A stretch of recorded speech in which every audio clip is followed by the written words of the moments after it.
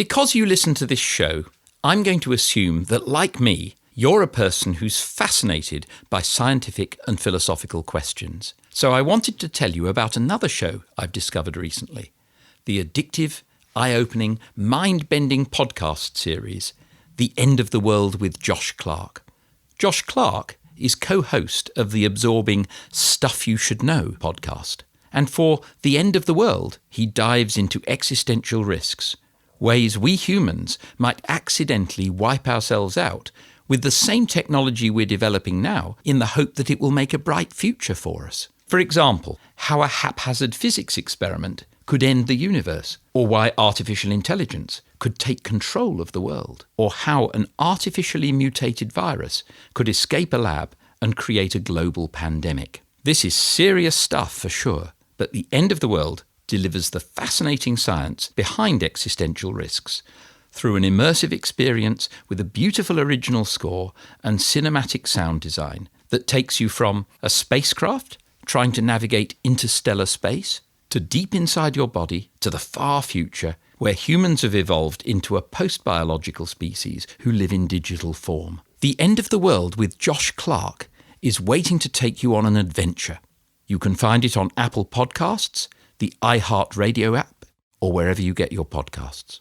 Why not listen to all 10 episodes now and join the conversation on social media with hashtag #EOTWJoshClark.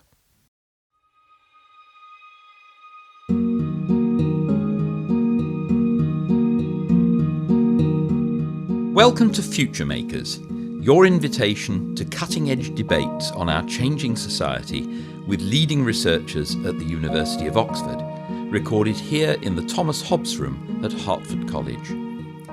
I'm Peter Millican, Professor of Philosophy, and our first series is all about artificial intelligence. As chatbots and virtual assistants become an ever-present part of our world, and algorithms increasingly support decision-making, people working in this field are asking questions about the bias and balance of power in AI. With the makeup of teams designing technology still far from diverse, is this being reflected in how we humanise technology? Who are the people behind the design of algorithms? And are they reinforcing society's prejudices through the systems they create?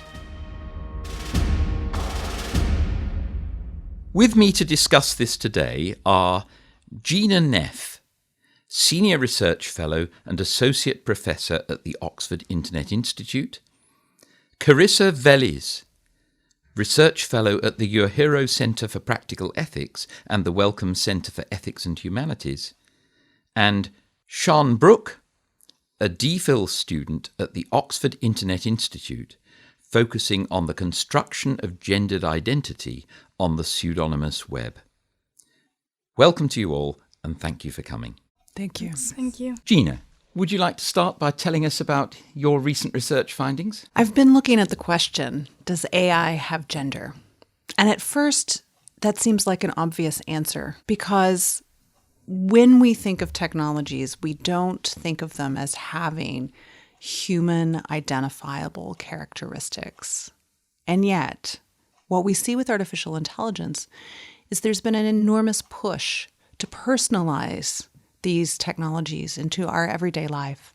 So as they become into part of our domestic lives, smart speakers in our homes, voice assistants on our smartphones, we're starting to see certain codes and practices that turn these technologies into gender performances. Now, that may sound a little theoretical, but when we hear Alexa giving us assistance, we're hearing a female, feminine voice performing a role that's been classified as gendered, as female. But in a study of financial and legal assistants, artificial intelligence assistants, it was found that those personifications of AI tended to be male, that we're calling authority and expertise in terms of masculine names, masculine avatars, and assistance and help as feminine.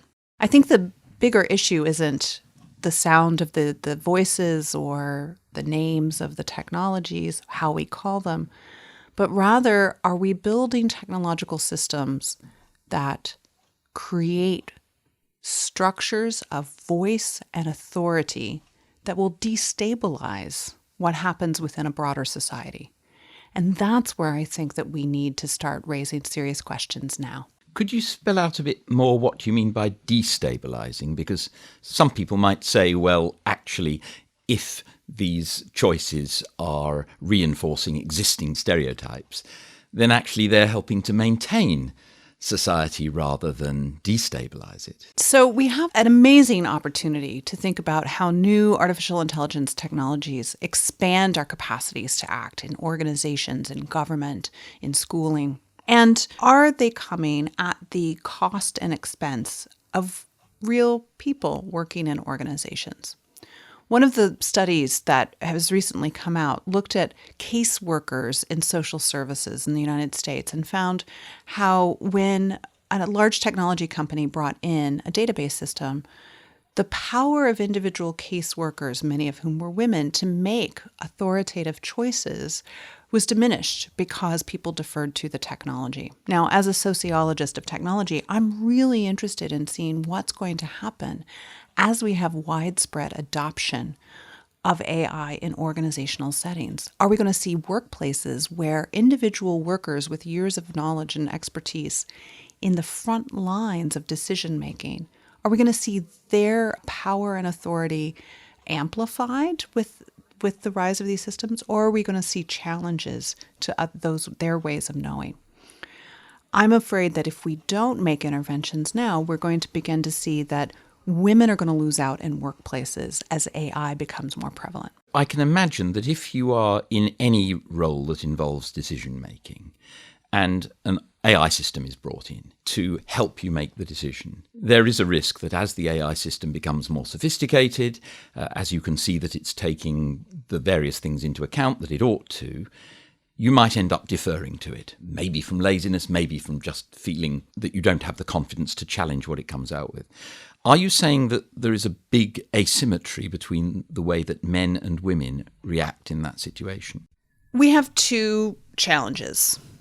The first is we have AI systems that are being talked about in popular culture as having superhuman powers. It's not so much that I think men and women respond to the results of AI in different ways, although that's an empirical question. We need to know the answer to that, and we don't yet.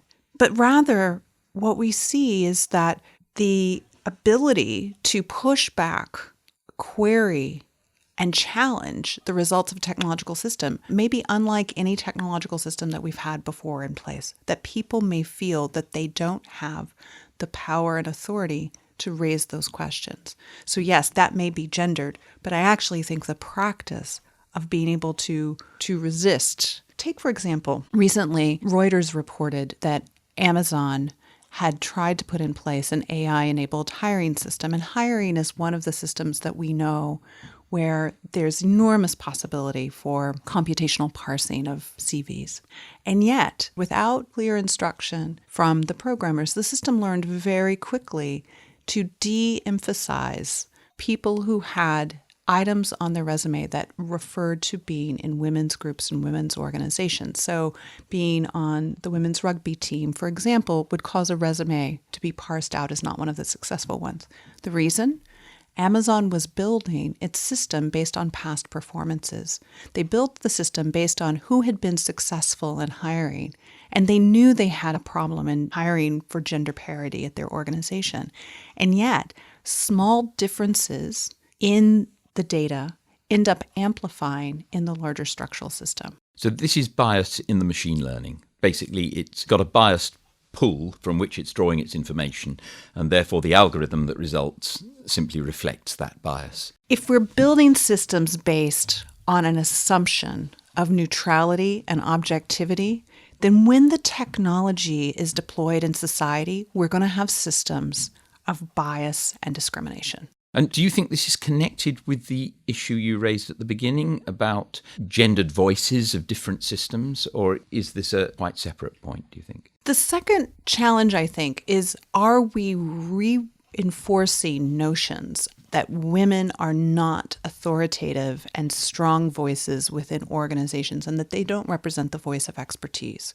So while it may be easy for adults to dismiss Alexa as a voice of reason, a recent survey of American consumers found only 8% could name a woman working in technology. And of that 8%, when they were pushed, half of those named Alexa or Siri as the woman they knew who worked in technology. Now, I worry what will happen as children grow up, hearing that virtual assistants are the women around them designed to be fulfilling our wishes and demands, rather than seeing that Marissa Mayer of Yahoo or Sheryl Sandberg of Facebook are the women voices who we actually hear. It's not only that it's doing damage, it's also a missed opportunity, because if done differently, these systems could help push in a good direction. Absolutely. As we get more technological assistance systems in our daily lives, what kinds of values are we reproducing? Are we creating systems that enable us to see possibility and opportunity and expansion of human capacity? Or are we seeing them as systems of superhuman ability that we could never live up to? Carissa. It is very tempting to think of technology as something neutral, as something that doesn't have values, or that it only has values that are rather technical, like efficiency, for example. AI systems are not only learning how to do a particular task, but they're also learning about our preferences. And our preferences so far have been very biased towards men. So it's not that the AI taught itself that male candidates were better, it's rather that the AI picked up on our preference. So one of the problems is that if AI work on the basis of data that's already there, the data will be biased with different social biases and prejudices that have been there for a very long time. And it's a very tall order to create the kind of data that will not be biased. And so it's very important rather to use data that we have, but also to steer it in a way that actually responds to our values and not to past performance or past norms. Part of the problem, I take it, is that with a machine learning algorithm, it's incredibly difficult to understand how it's doing what it's doing. It's a sort of black box, and you get the past data, feed it in, and out come the judgments, which, as you say, reflect the bias that's already there in the data. What would you advocate doing about this? How do you stop that? Something that's fundamental is to come up with auditing systems that can identify prejudices. Thanks to sociologists like Gina, we are very familiar with the kind of prejudices we are vulnerable to. It is not impossible to design systems that identify those. But another thing that I think is very important and somewhat missing is to think more about ethics. So lately we've heard a lot about regulation with the GDPR and other initiatives, and regulation is fundamental, super important, and we can't do without it. But legislation has a lot of limits. So one is that it's very slow, and it's always catching up. It's more about fixing problems that are already there rather than preventing new problems. And it's very clunky. It's not easy to change. I think we need to look to other disciplines and how they have managed to tackle some challenges. So, for example, in the 1960s, there weren't any ethics committees in any hospital. Doctors were faced with very difficult ethical problems for which they weren't trained, and they had enough on their plates trying to save lives. And that's how bioethics developed in the 1970s. It only took a couple of decades, and now you cannot find a hospital without an ethics committees. So I think digital ethics would do well in looking to bioethics as a success story and looking to how that happened.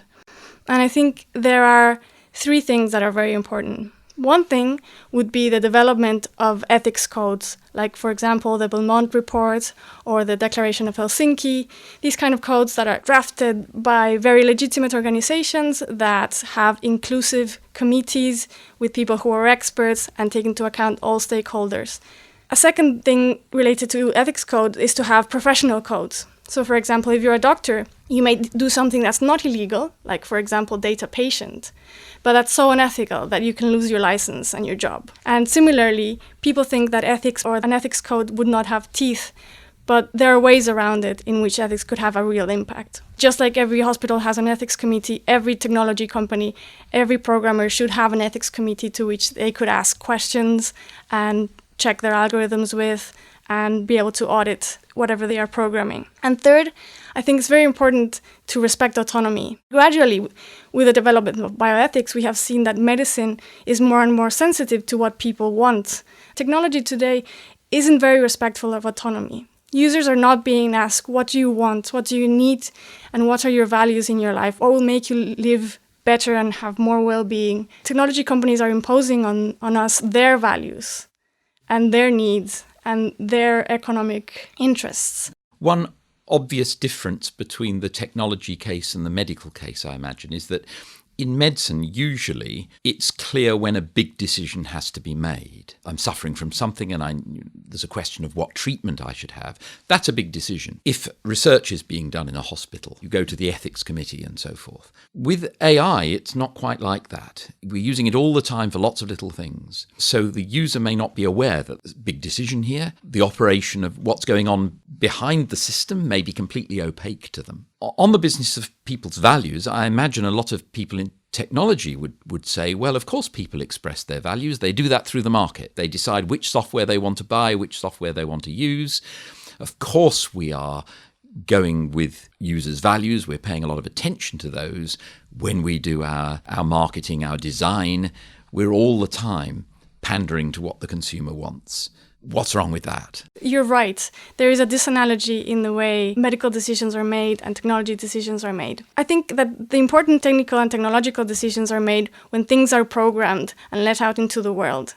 And that's when stakeholders should be taken into account. Users should be asked, what kind of app would you like? What kind of app would make your life better? Secondly, the presence of an ethics committee should be important for everyone involved. The business person who's thinking about earning their keep, the programmers who are worried about making a product that will be helpful and make the world a better place, and the clients who are using that program. So I wish I could go to Apple's ethics committees and say, hey, I'm having this problem with this app. It's really bugging me. What can we do about it? Or this happened to me, and can there be a consultation as to whether I am owed something, some kind of compensation, or whether there can be some kind of negotiation? Of course, different people have different values. And what that signals is that technology should be more flexible.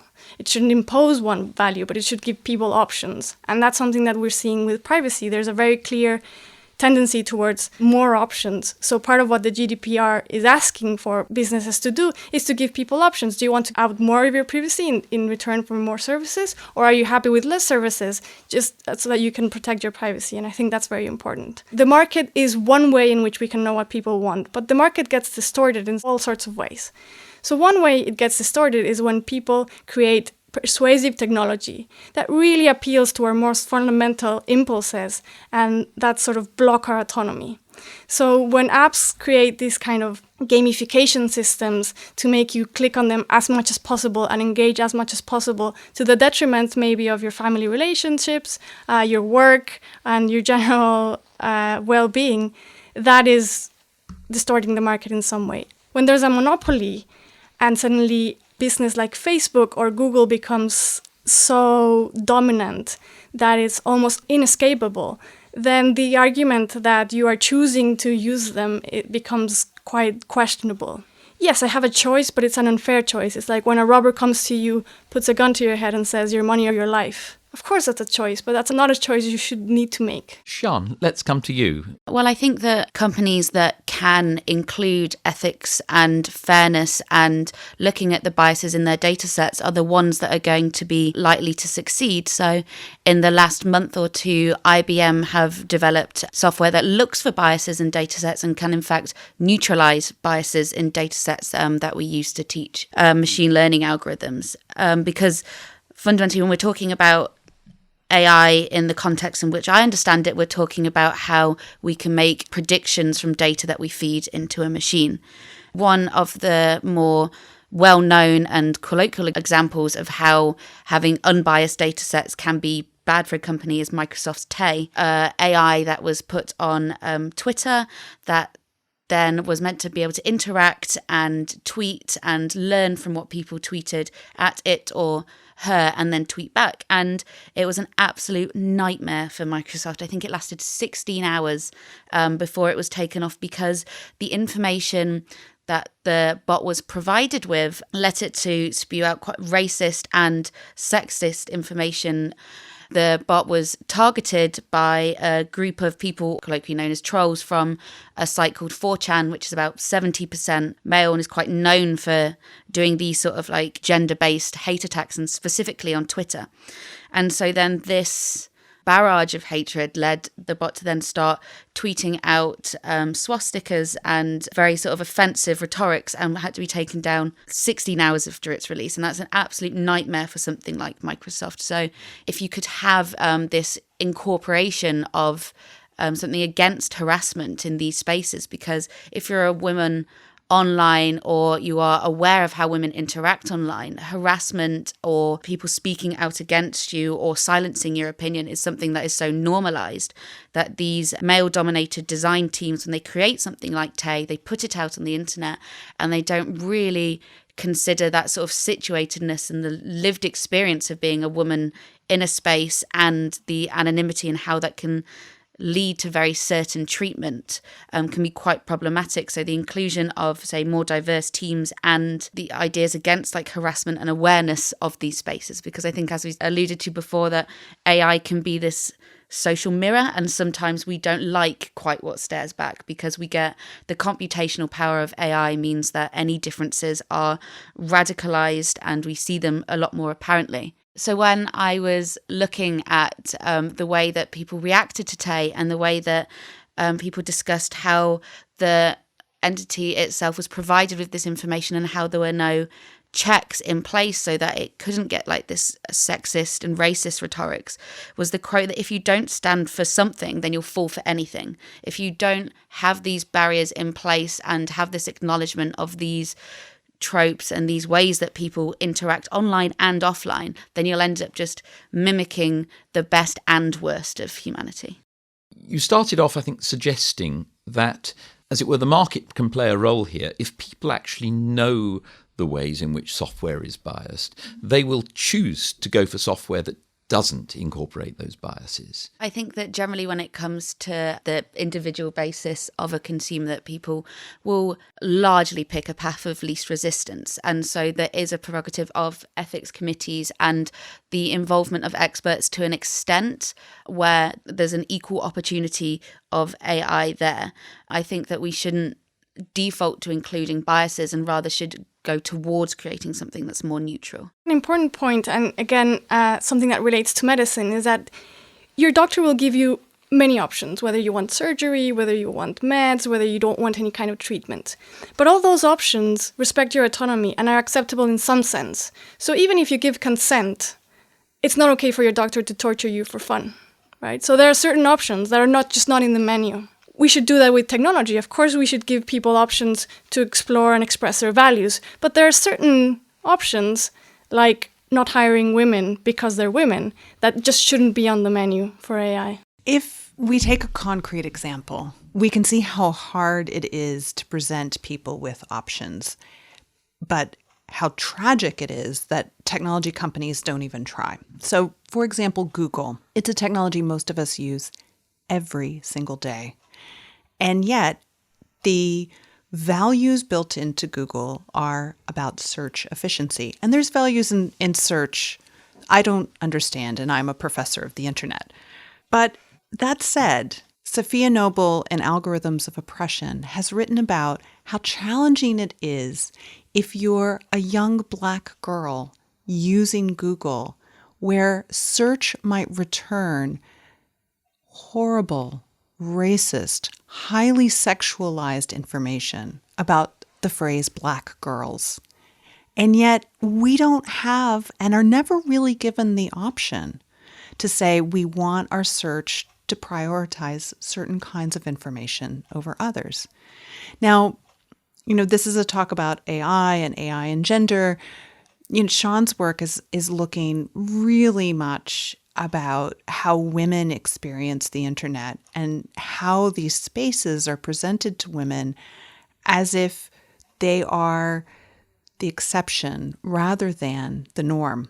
I think if we think concretely about the technological spaces in which we all inhabit every day, we start to see these places where we're contorting and shaping our own use and practices around the values we want to exercise, rather than being offered the opportunity to say what we do is normal and what we do is the way we want to experience our technological environments.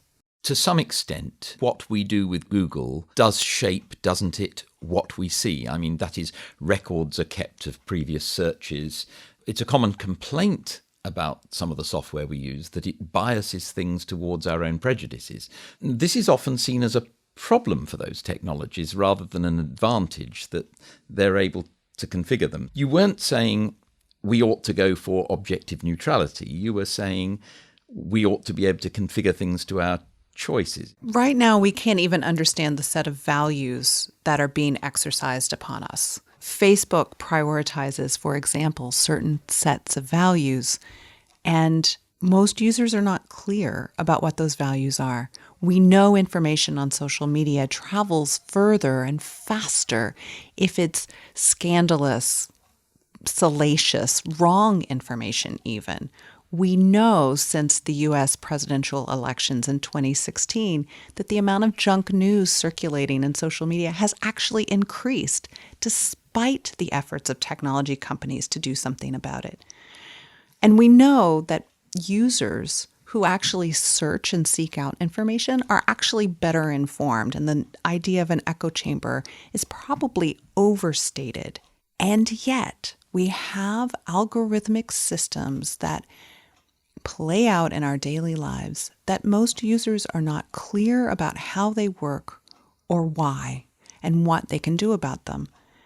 I worry as these systems become more pervasive and part of many more different kinds of aspects of our everyday life, that we're going to start to see them as being superhuman, all-powerful, inevitable, as we talk about AI right now. And that's what I think is one of the most dangerous stakes that is at play in thinking about the future of AI. Well, it's true that we have some input into how technology works, and we mold it to a certain extent with our patterns of search and our patterns of behavior. The way it molds us is just as strong and in very particular ways that people might not be aware of.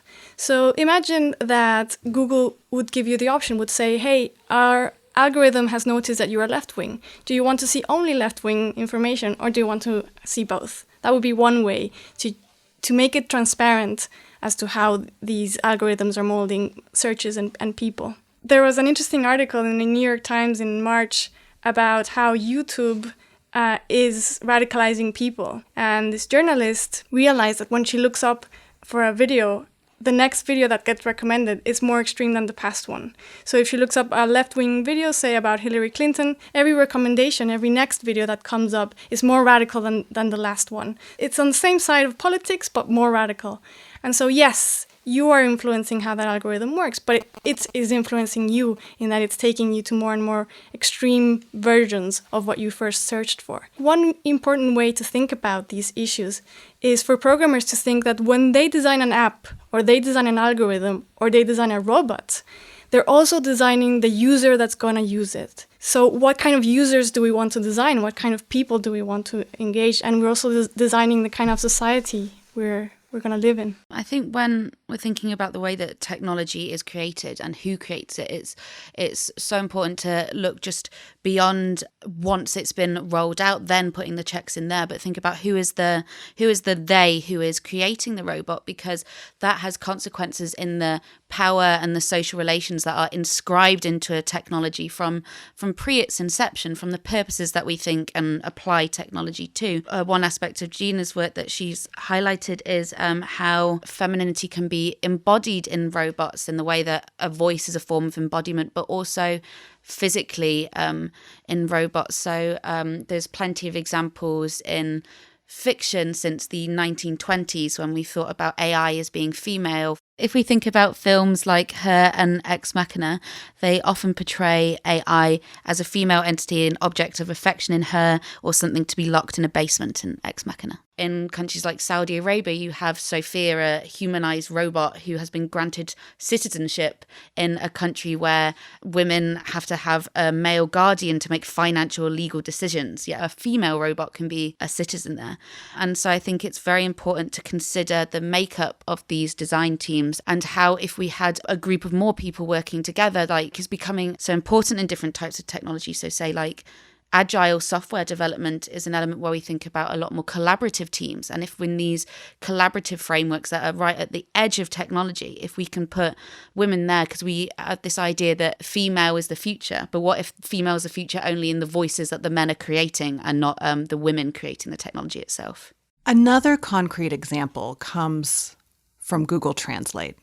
Now, I love Google Translate, and I'm not expert in Hungarian, but Hungarian is one of those languages that doesn't have gendered pronouns. So if you want to say something about he or she, you use the third person, but you use a gender-neutral term. So if I were to say of Siân, she is a scientist, I would say egy és tudos in Hungarian. I apologize to all the Hungarian speakers out there for my terrible Hungarian. I did this recently at the Royal Institution. I took a list of 20 simple job titles in Hungarian, as you would say that person is, with the name of the title, and translated them live in front of an audience into English. 18 out of the 20 came back. He is. He is a composer. He is a musician. He is a cook. He is a chef. He is an executive chef. He is an RFID developer.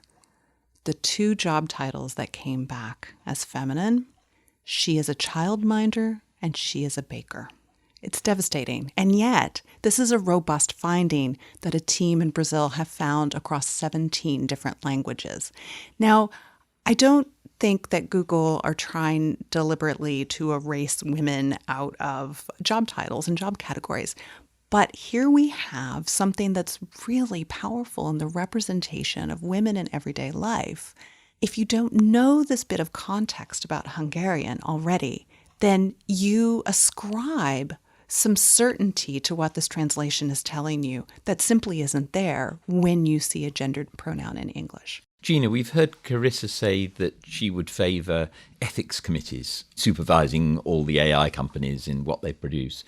Would you go that way too, or do you have some other proposal? I think this is a great idea, and I certainly think it's something that companies and tech companies need to take forward as a first step.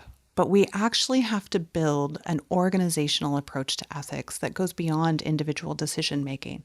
So I'm very concerned about how we're building ethical organizations.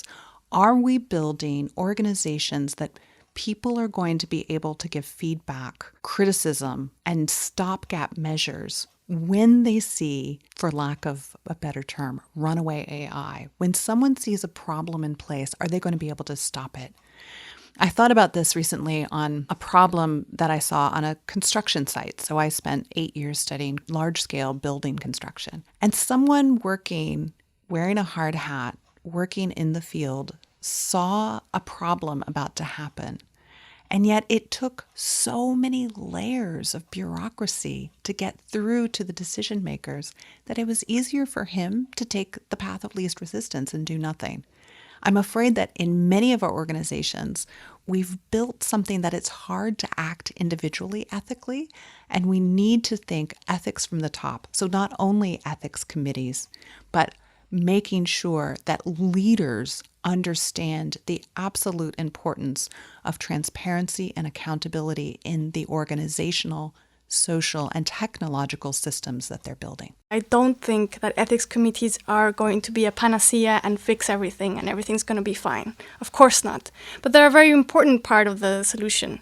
And I think if you look to hospitals and medicine, again, ethics committees have worked as a mediator. So when a patient has a problem, or a doctor has a problem, or a nurse has a problem, they can go to the ethics committee and they can be the mediators between the different stakeholders. Likewise, ethics committees in the hospitals have liaisons to other ethics committees in other hospitals, but also to ethics committees at the statal level, national level, international level, and there can be communication between them.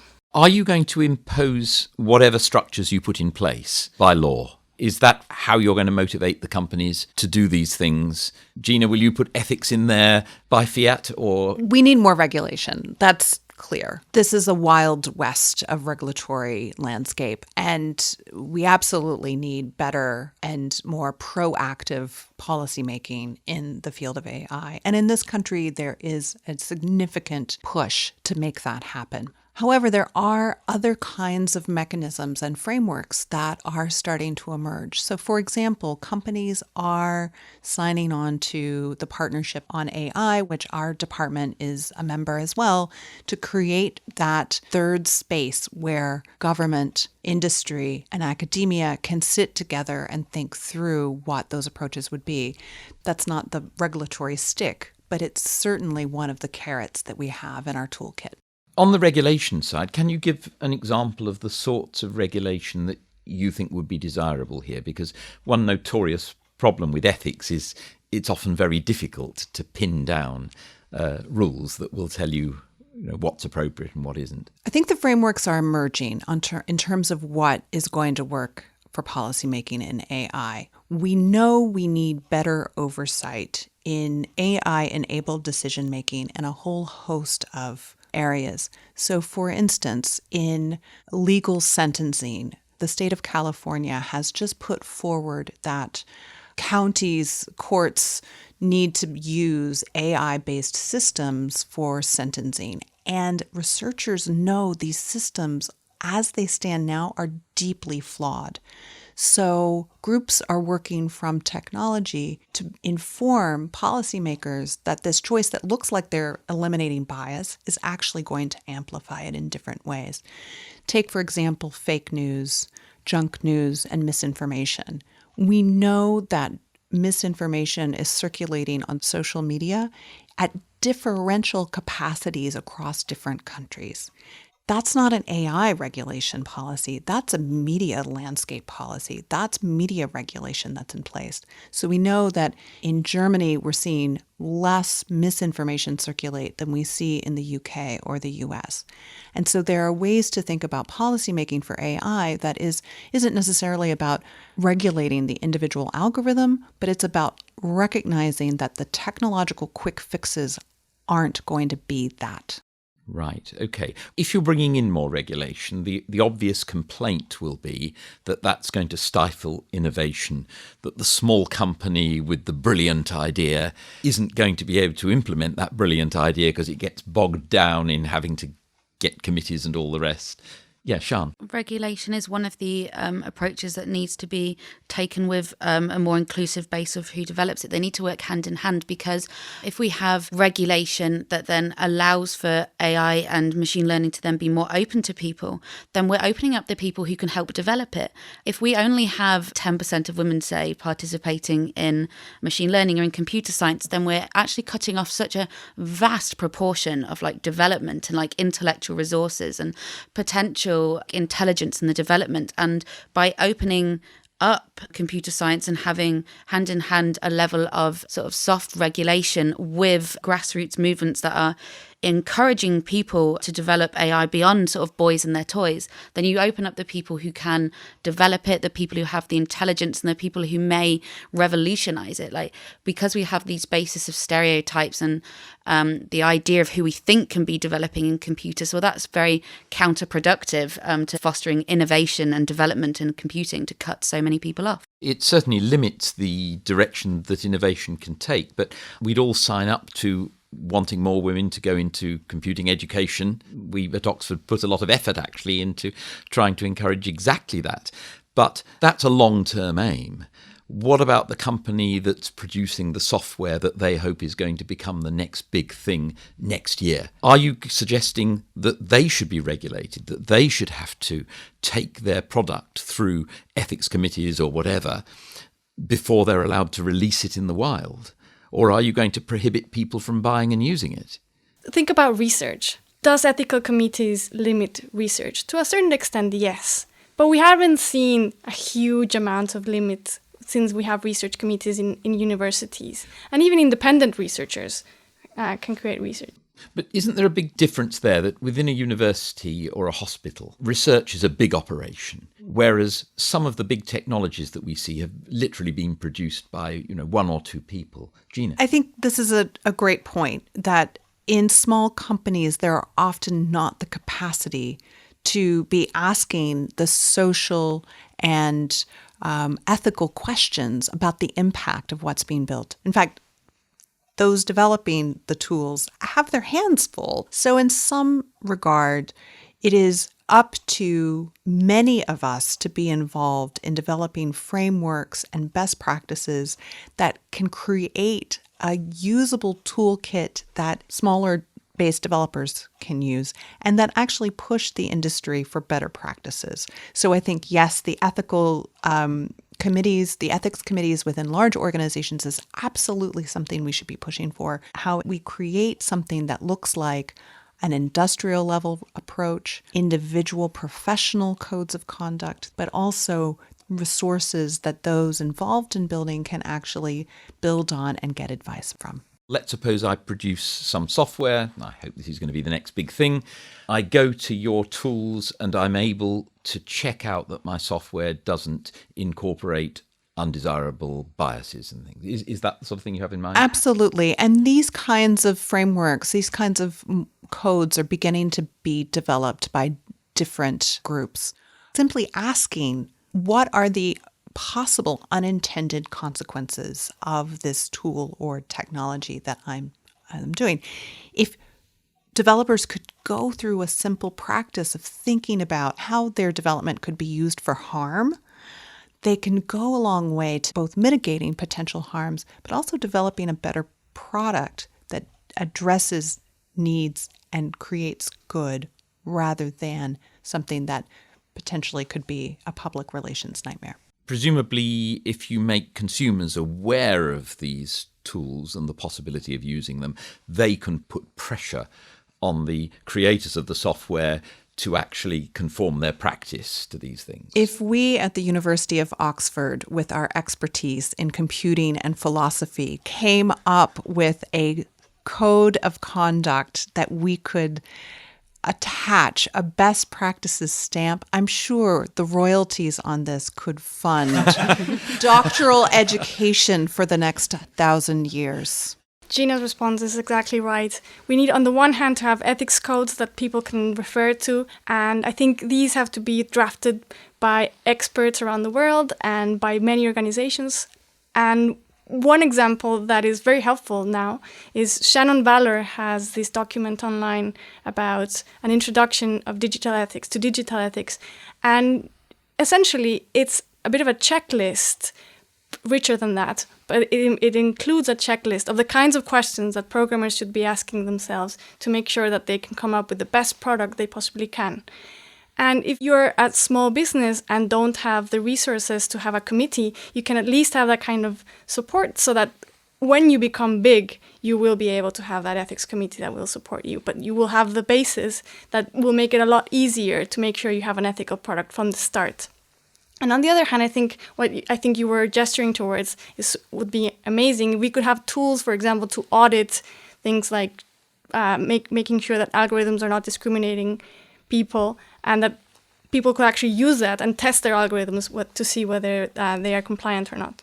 Mind you, I imagine that developing tools like that would itself be a major research task, wouldn't it? I can think of very few more valuable tasks to do right now. Indeed. Siân?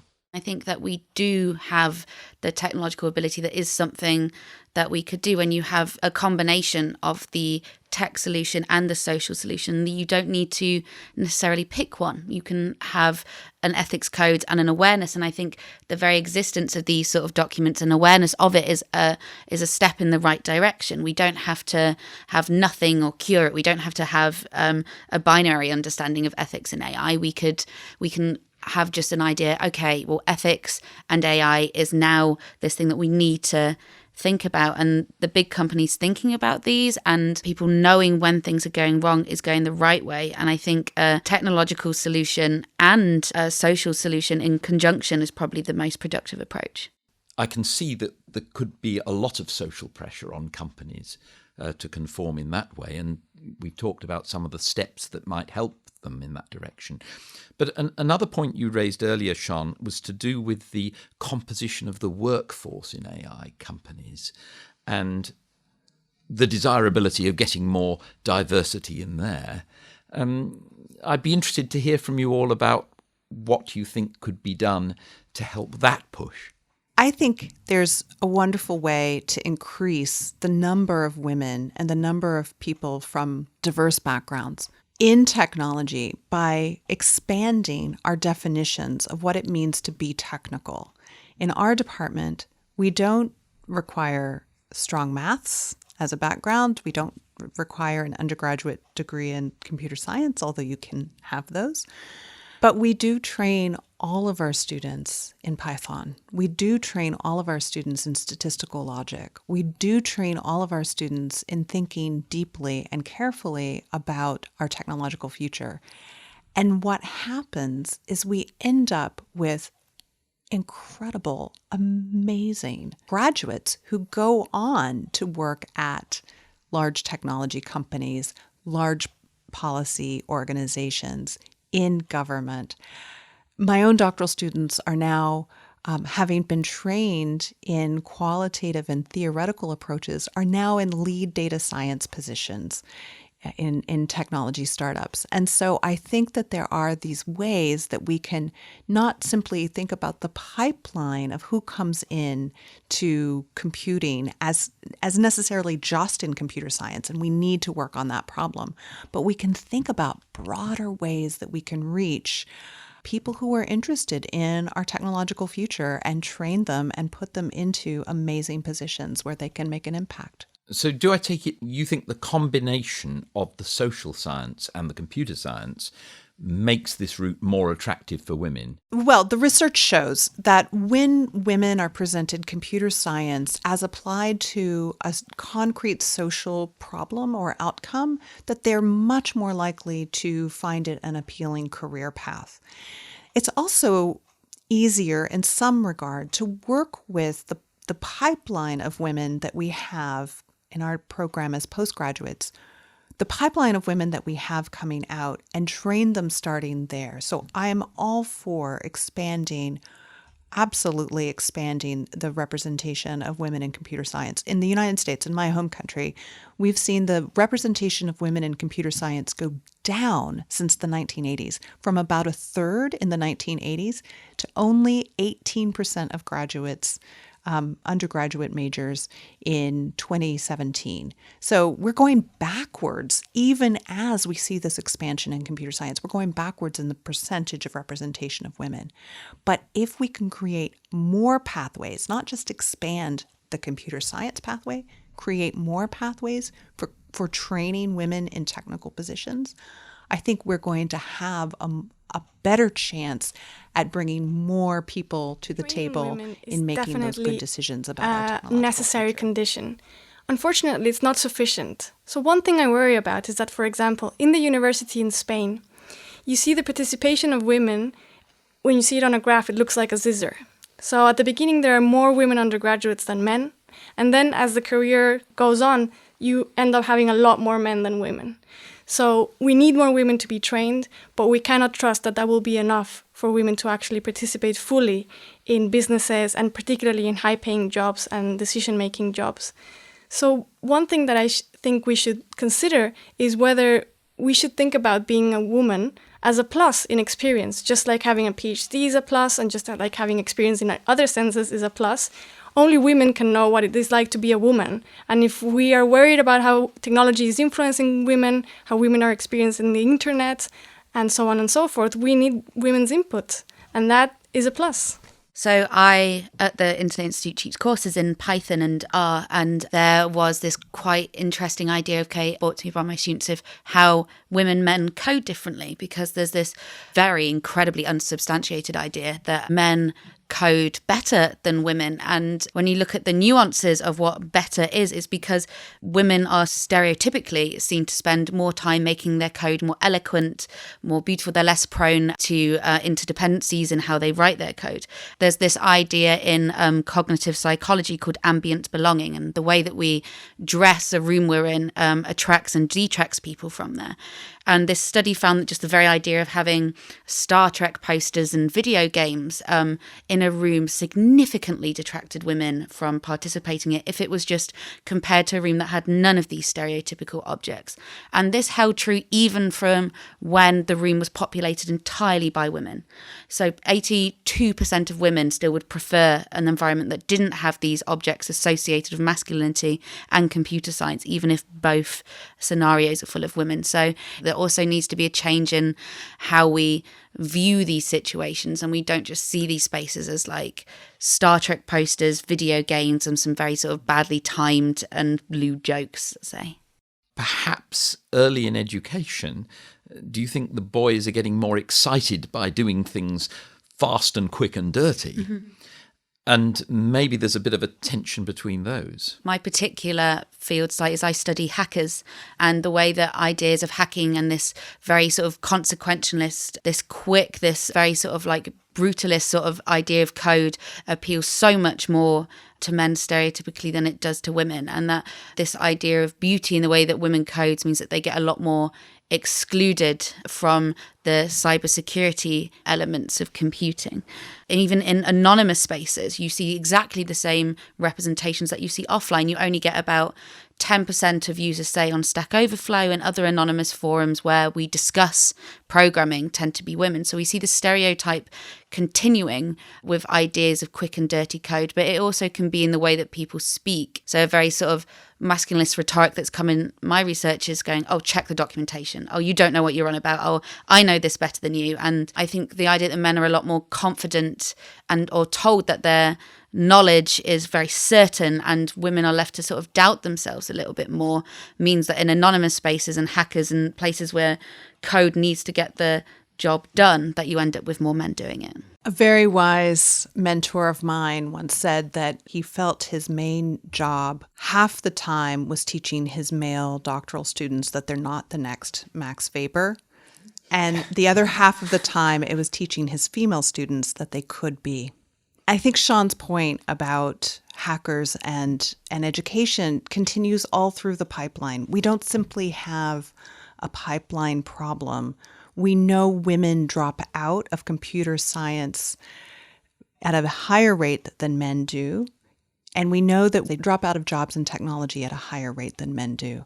And so part of the problem that we need to solve is creating the kinds of organizations where women feel like their work is being valued and that they can see that people like them are valued and belong. Creating that sense of ambient belonging, that wonderful study that Siân referred to, was found in how attractive computer science seems to university majors, to women as university majors. But we need to take that further and think about what are we coding as our technical spaces? What do we think of as a technology company? And how do sometimes social media companies and social media community managers who are doing incredibly important work around creating the social infrastructure for our technological lives, how that work is often not seen as being tech. Carissa. It's very important to make women and men be comfortable in their workplace. And I could imagine that it might be quite challenging to be a woman in a company that is producing something that you take to be quite sexist. Like, for example, a sex robot that mimics resistance, that mimics a rape. I could imagine that not being the perfect kind of workplace for a woman. I don't know if you've heard about this hologram called Gatebox. It's become very popular in Japan. Essentially, it's a hologram. It's like a girl that lives in a little glass tin, and it's supposed to be a companion. And when you see the publicity, there's this lonely man, and suddenly now he's happy because he has this companion waiting for him at home all the time and asking him to come home soon. And that's another kind of product that might make women uncomfortable producing it. One very important question that we should ask ourselves is, why do we gender robots? Why do we gender algorithms and voices? Why do we need it to be gendered? In some cases, it becomes really tricky, like sex robots. Then you can imagine there is a very straightforward reason why they're gendered. But in other cases, like Alexa or other kinds of assistants, why do we need to choose between male and female? If these are not people, these are not gendered beings, why couldn't we make a gender-neutral AI? Or presumably you can give the user a choice and either choose a male voice and indeed different accents, if you like, or a female voice. Might it be the case that lots and lots of users would choose the female voice for the subservient role and choose the male voice for the one that's giving lawyerly advice, Gina? There's a wonderful group, Equal AI, co-founded by Rob Locascio, who's the CEO of one of these virtual assistant companies. And he founded this initiative based on watching his small child bark orders at Alexa and wondering, what are we doing when we think about these kind of voices? It's a large social experiment that we haven't really seen the results of yet. So we don't know what is happening. So one of the partners on Equal AI is a longtime researcher in this space, Justine Cassell at Carnegie Mellon. And she's asked some of the most playful questions about voice and robots. So why is it that we're personifying AI as human? Why is it that we're bringing these technologies into our lives, acting as if they are our buddies, our friends, our human companions? They could as well be blobs, shapes, ghosts, aliens, things that we don't need to put our human baggage onto them. One of the requirements, I think, for ethical AI is that it not be deceptive or manipulative. And there's an argument to make that robots that pretend to be human or want to be human somehow hijack our natural impulses to make us feel a certain way and attach to them in a certain way that is arguably deceptive. So yeah, why don't we think about ways of designing AI that don't have to be personified, that don't have to be human or animal, that are their own thing? I can still see the objection coming that if you gave people the choice, they would actually prefer the personified version. Unless you're going to legislate to force companies to do things in a particular way, then things are going to be quite slow to change, aren't they? Well, maybe. I mean, look at Slack, a very popular co-working environment. Slack has a bot, and they simply refer to it as the Slack bot. And they don't assume that you need to have a human avatar in order to have some experience with seeking assistance. We can go back to history and look at the disastrous results of Microsoft's Clippy. So I don't know, yes. Some of your listeners are not even going to know who Clippy was, but Clippy was this automatically appearing assistant in Microsoft Word that everyone found annoying. And yet, Clippy was coded intentionally not to be male or female. And what moral are you drawing from that? Whatever you do, don't reintroduce Clippy. Right. Thank you. To round it off, I'd be very interested to know where you would start. What's the first thing that you would do or have us do to make things better? Siân? I think we need to look at the lack of women in the development of machine learning and AI. And I think that whilst we see low intakes in computer science courses, this does not mean that there aren't women out there who are more than qualified to be able to hold these roles. And then holding companies to a high ethical standard, you have more women in the field because they are there. We have educated them. We can see the drop-off post-graduation as well. So we know that we do have the women there to be involved. And if we think about something like Google, which we've used as an example a lot today, 21% of their employees in technical roles are women, but then only 10% are in machine learning and the development of AI. And I think that we have women out there who do have the qualifications. And so we do need to look look at the culture of these companies and the culture of the big companies of Silicon Valley and look at ways that women can be encouraged to participate there and the companies can be held to account for when they are exclusionary towards women. Carissa. I would invite businesses to create their ethics committees and invite people from all kinds of disciplines, ethicists, lawyers, sociologists, anthropologists, to help them think through the consequences of their creations. And I would invite those ethics committees to think about gender as one of the factors that they take into account when they assess a new algorithm or a new platform or a new website, and to think about whether we want every AI to be gendered or whether there are other alternatives that we should consider. Thank you, Gina. I think the era of self-regulation in technology is over. If we look to Facebook, a company that has 1 billion users in every single country of the globe, we've given a lot of power to a group of people prioritizing their set of values. And that's worked to a certain degree. And now it's time to ensure that we have more transparency and accountability to multiple kinds of stakeholders, not simply shareholders, not simply people within one jurisdiction or one nation state, but that we actually build a kind of regulatory framework that understands that the future of humanity is deeply linked to how our technological systems develop and evolve. Well, thank you very much. Thank you, Peter. Thank you, Peter. My thanks to Gina, Carissa and Siân for what's been a fascinating discussion, the latest in our first series of Futuremakers. And thank you for listening. If you enjoyed this episode, have a question to ask, or perhaps a suggestion for a future topic, why not leave us a review on the podcast app of your choice? You can also get in touch with us on Twitter @Uni of Oxford. That's all one word. In our next episode, we'll be exploring the birth of AI, looking at the key influences of Ada Lovelace and Alan Turing, and other notable milestones. I'm Peter Millican, and you've been listening to Futuremakers.